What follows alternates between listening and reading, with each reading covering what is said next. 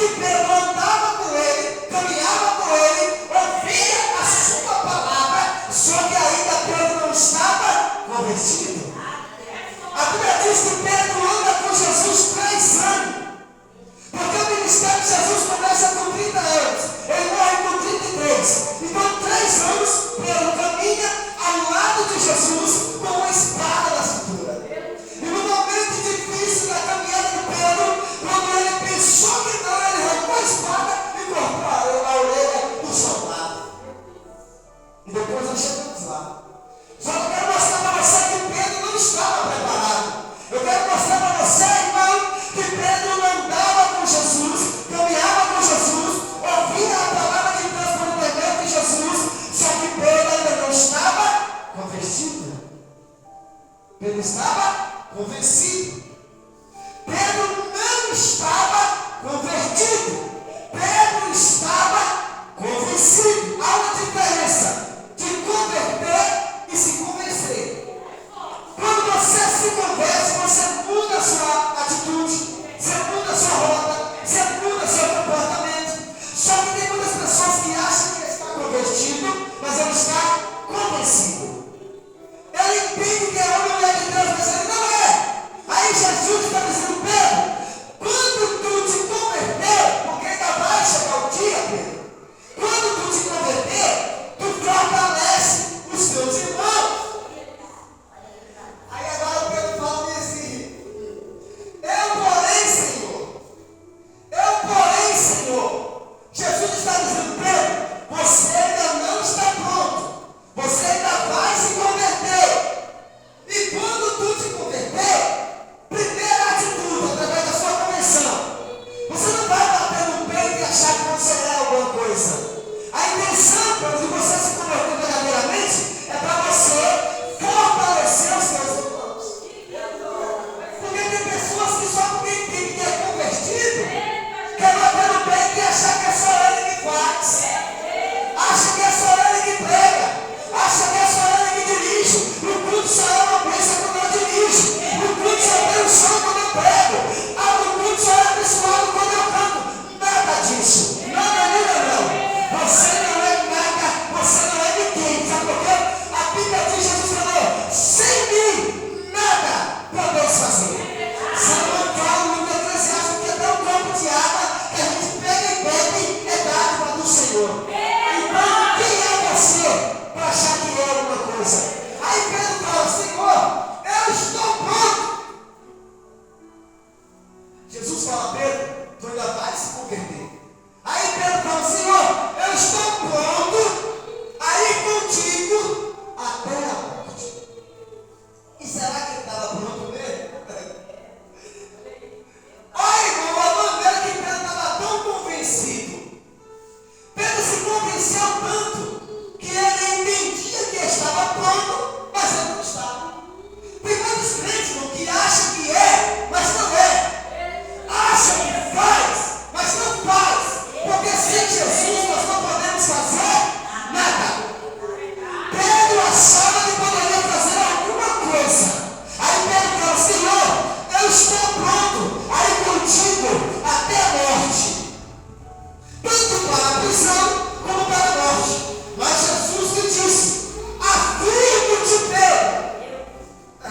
Aí Jesus foi e falou: agora eu vou afirmar. Porque eu estou falando, você não está acreditando? Eu estou te mostrando que você ainda vai se converter. Você acha que é o bambambam? Você acha que é a última bolacha do pacote? Eu vou afirmar agora. Eu te afirmo, Pedro, que ainda esta noite, antes que o galo canta 2 vezes, 3 vezes tu me negarás. Aí no livro de Lucas não fala isso, mas no livro de João, Jesus fala. João fala: antes que o galo canta 2 vezes, 3 vezes tu me negarás. Então quer dizer, o galo ia cantar uma e aí ia parar. Porque o galo estaria proibido de cantar pela segunda vez enquanto Pedro não negasse 3 vezes. Aí a Bíblia diz que Jesus fala para Pedro, mas Jesus lhe disse: afirmo-te, Pedro, que hoje, 3 vezes tu me negarás que me conhece, antes que o galo canta. Aí sabe o que eu vejo na vida de Pedro? Sabe o que eu vejo na vida de Pedro? 8 degraus para a queda de Pedro. Eu vejo na vida de Pedro 8 degraus para a sua queda. O que é degraus, irmão Giovanni? Quando você vai subir uma escada, você sobe quantos degraus? 1, 2, vai subindo. Tem escada que tem muitos degraus. Só que nessa passagem bíblica, eu percebi, eu descobri, estudando, 8 degraus da vida de Pedro. O primeiro degrau na vida de Pedro, Pedro está dizendo: eu estou pronto. Jesus está dizendo: você não está. Pedro está dizendo: eu estou. Aí é Pedro ou Jesus que está certo? Porque Jesus está dizendo que Pedro não está pronto. Pedro está dizendo: eu estou pronto para ir contigo até a morte.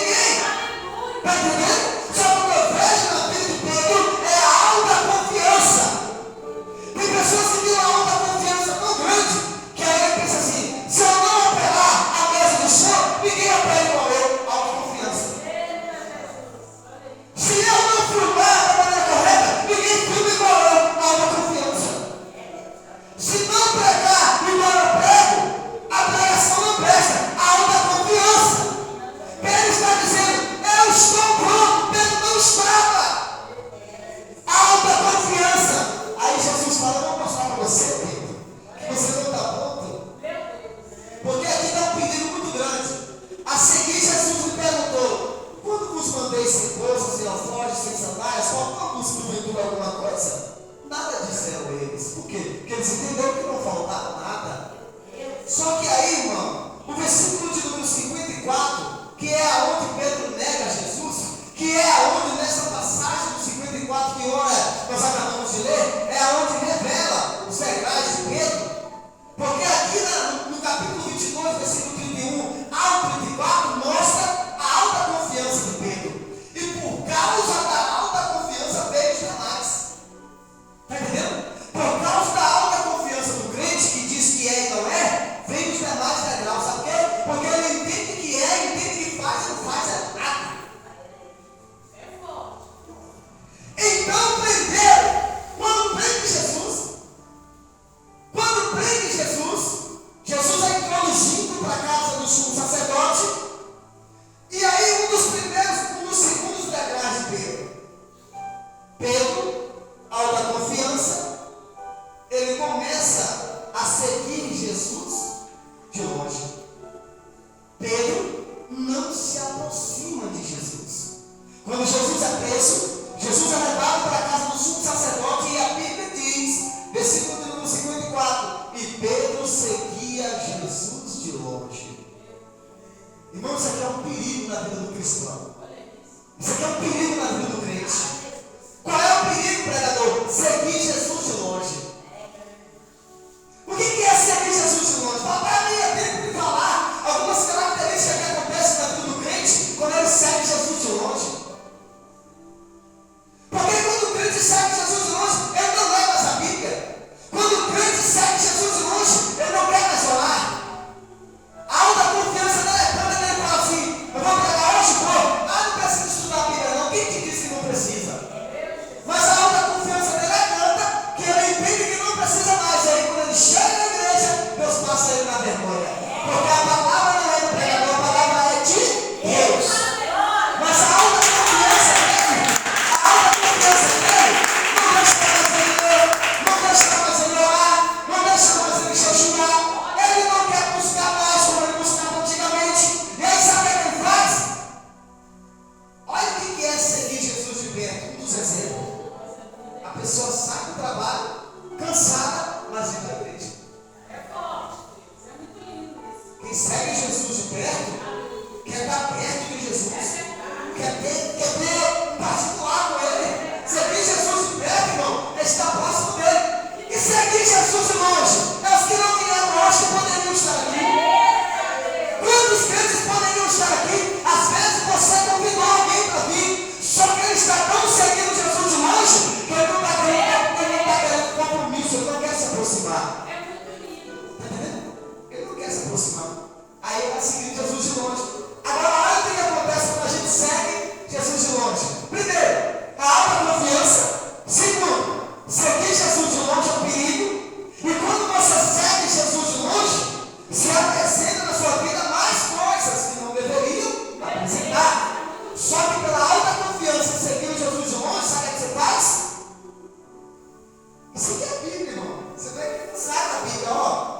E quando acenderam o fogo, no meio do pátio, juntos se assentaram. Pedro tomou um lugar entre eles. É Bíblia ou não é? Quando prenderam Jesus na casa do sumo sacerdote, Pedro estava seguindo Jesus de longe. A noite era fria, Pedro seguindo Jesus de longe. Sabe o que eles fazem?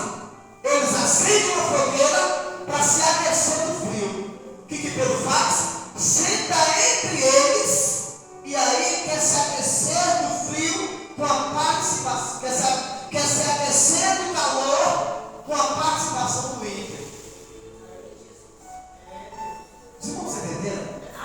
Quem segue Jesus de longe gosta, ele ama sentar no meio dos ímpios. Quem segue Jesus de longe, a verbalização dele não é de cristão, é de crente, desconvertido, sabe? A alta confiança dele é tanta que ele fala assim, eu posso sentar aqui que não tem problema não, tem sim. Pedro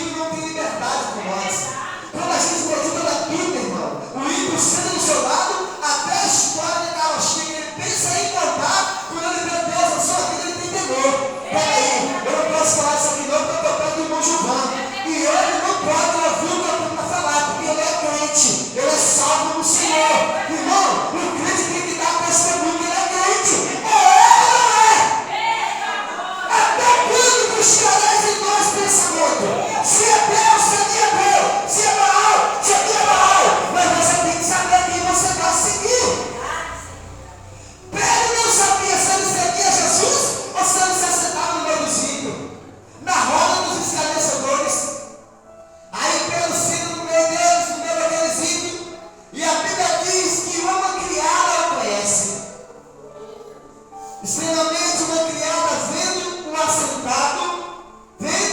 assentado perto do fogo, fitando, disse: este também estava com ele. Irmão, olha que interessante. Porque você é crente, você é cristã, você é salvo em Cristo. Quando você senta na roda dos escarnecedores, que é o ímpio, a verbalização dele é uma, mas a sua é outra. Quando alguém vai falar alguma coisa que não deve falar, pelo temor que você tem com Deus, Deus vai falar: opa, peraí, esse camarada aqui, ele é diferente. Porque a mulher, a criada, reconheceu que Pedro era discípulo de Jesus. Então quer dizer, Pedro estava no meio do ímpio, mas mesmo ele no meio do ímpio conseguiu perceber que ele era crente. Irmão, não adianta esconder quem você é. As pessoas vão olhar para você e vão saber quem você é de verdade. As pessoas vão perceber quem você é de verdade. Não adianta eu dizer quem você é. As pessoas vão olhar e vão perceber quem você é. A Bíblia diz no livro de Romanos que há vaso de honra e vaso de desonra. E aí Lázaro fala: quem é você na presença de Deus? Que tipo de vaso é você na presença de Deus?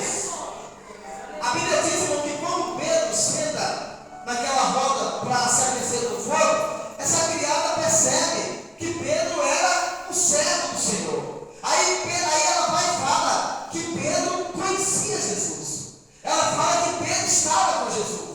Ela fala que Pedro andava com Jesus, porque ela conheceu que ele era um deles. Está entendendo? Aí Pedro fala, mas Pedro negava dizendo: mulher, não conheço. Mas espera aí, Pedro conhecia ou não conhecia Jesus? Pedro conhecia ou não conhecia o cinegrafista? Porque Pedro está dizendo: eu não conheço. Só que Pedro andava com Jesus. Então, se Pedro anda com Jesus, ele está dizendo que não anda, ele está mentindo. Se ele está mentindo, ele está falando a verdade. Então ele está se escondendo atrás de quê? Se ele conhece a verdade e fala a mentira, ele está se escondendo atrás da mentira. Esse é outro degrau da queda de Pedro. Se esconder atrás da mentira. Alta confiança, segue Jesus de longe, senta no meio dos ímpios, e agora ele conhece Jesus e fala que não conhece. Se eu falar para você: eu não te conheço, é porque verdadeiramente eu não te conheço, estou te vendo pela primeira vez. Está entendendo? Então, se eu falo: eu não conheço, todo mundo vai entender que eu estou falando a verdade, porque eu não conheço.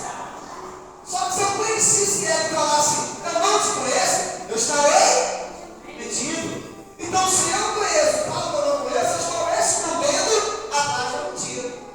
Pedro, no meio do ímpio, na roda dos escarnecedores, se esconde atrás da mentira. Irmão, todo cristão, todo crente, todo salvo em Cristo, ele tem que falar a verdade. Fala a verdade. Não se esconda atrás da mentira, não. Porque quem é o pai da mentira é Satanás, e nós somos filhos de Deus.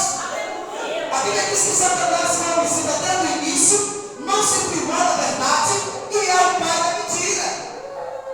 E quem mente é filho de quem? É filho de Deus. Quem mente é filho do diabo. Então Pedro conhecia Jesus. Só que Pedro nega, dizendo: mulher, eu não conheço. Aí pouco depois veio o outro e disse: também tu és um dos pais, Pedro. Pedro, porém, prostado ao homem, não sou. Aí, mas uma outra mentira. Porque quando você mente uma vez, para sustentar aquela primeira mentira, você vai sustentar ela com a verdade? Você vai sustentar com um amém? Porque uma mentira sustenta a outra. Eu costumo dizer que a verdade, a mentira, ela só prevalece enquanto a verdade não aparece. A verdade apareceu, a mentira dissipa. Ela tem que ser dissipada. Então, irmão, a mentira só prevalece enquanto a verdade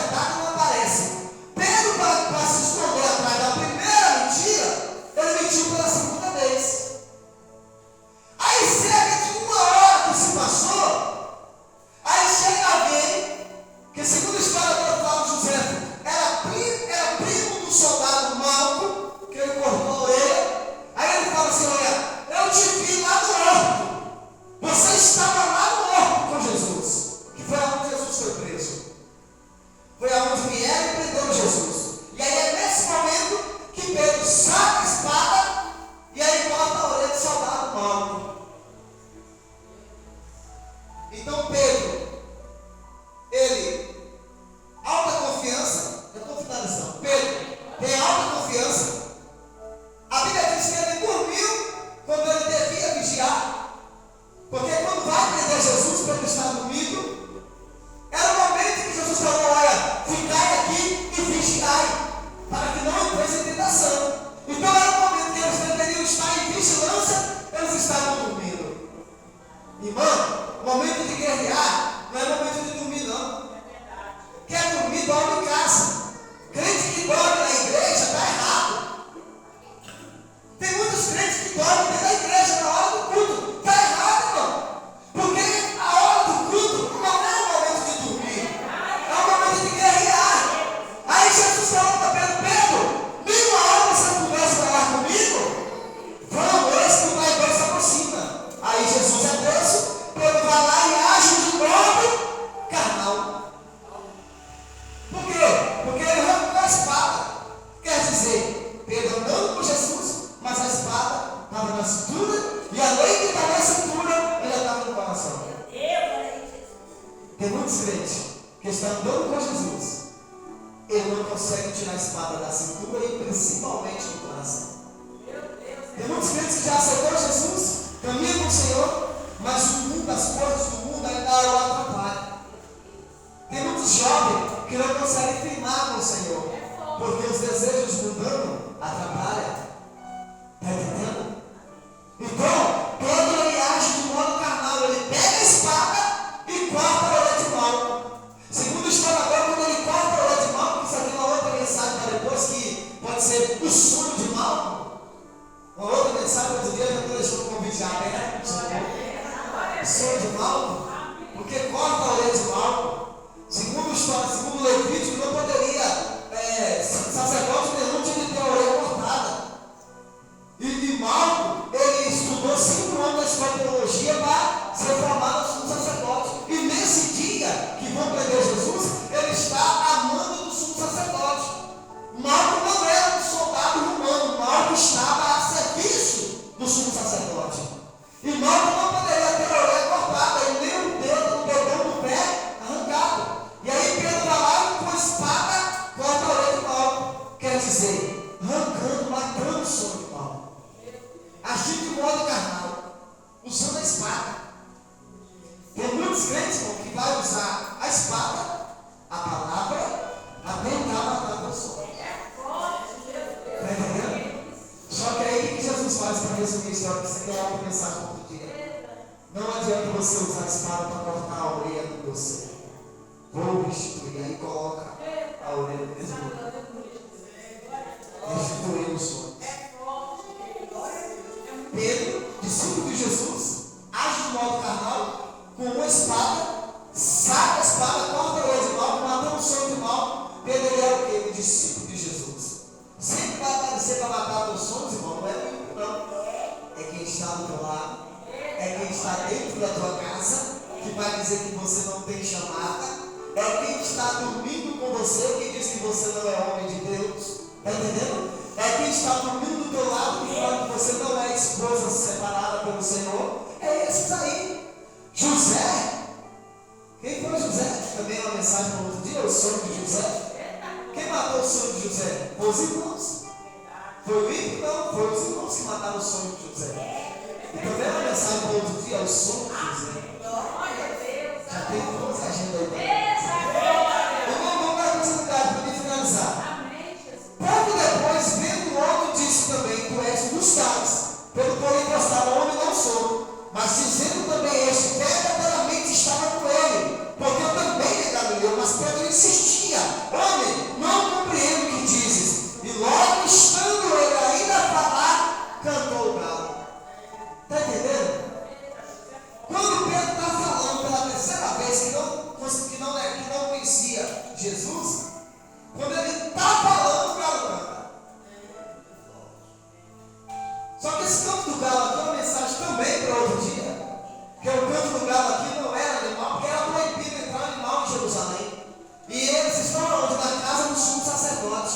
Era proibido entrar animal ali.